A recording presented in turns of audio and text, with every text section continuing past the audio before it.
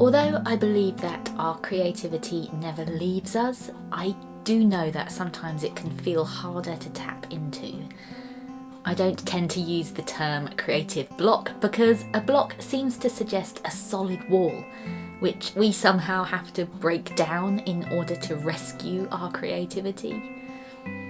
It makes it seem like we need to do something radical to change the situation, or that by allowing ourselves to sit and feel it, we are somehow not doing or being enough.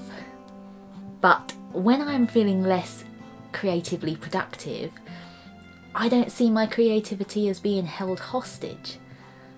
I know it is still inside me, but that there are other factors at play in my body too. Perhaps tiredness is seeping into me, making it harder for my mind to connect the dots. Perhaps pain or worry is distracting me, giving me too many things to think about. Creativity for me has a basis in problem solving and making connections. When ideas come to me, they feel visual. It's like I see one thing in my mind and then start building maps around it, figuring out the hows and the whys. But when my brain feels tired, the map building becomes misty. I may get an idea, but the connection making that would usually fire up and spread out from it, well, it gets muddled. So for me, I guess I think of it less as a creative block and more of a creative fog. Fog is just weather. Fog will clear at some point, and even at its thickest point, you can still move within it. Sure, you may not move intentionally forwards, but you are not forced to stand still. When creativity feels further away than usual, and the motivation to try is lessened, it's about just doing something. Anything. There doesn't need to be a point to it. It's simply about giving your body an action to do while your mind drifts. In a fog, there are fewer anchor points, so while I'm in it, I try not to feel frustrated if I can't spot them. Instead, I let myself just do.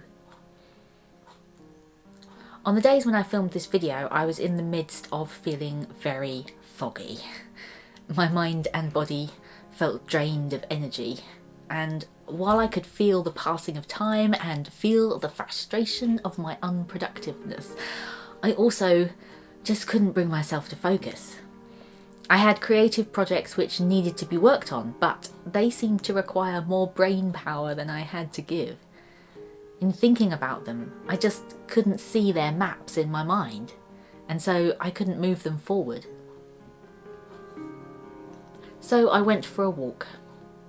I let my body wander through the metaphorical mist and my mind follow along behind. I took my camera along and took photos of crunched leaves and tree trunks. I didn't think about why, they just appealed to me visually.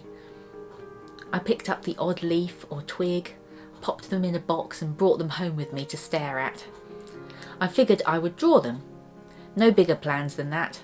I would just look at them and draw them without planning any other outcome. Little actions have value. In getting into the shed, I suddenly had an urge to pull out the watercolours, so I went with it. I still have a long way to go in doing watercolour painting well, but this painting session wasn't about practising or getting better at it. It was about how nice it felt to waft a brush over the paper. It was about how my mind zoned out, swishing the paints about in the palette. When it's hard to focus on a creative project and it feels as if the project is stalling, it doesn't mean that we are creatively dried up. And if we try a different path, it doesn't mean that we have given up on our original one. One of the main reasons I embrace creative variety is that it is fuel. Allowing ourselves to do different things lets our minds both rest and recharge, whilst also feeling productive. The next day I started doing some crochet too. Nothing fancy, just one stitch at a time. Having a pattern to tell me what to do and something for my fingers to work around stopped me feeling wholly rubbish about my inertia. And now, as I'm recording this voiceover, I can say that the fog is lifting again. The maps are starting to reform and I'm starting to see the landscape once more.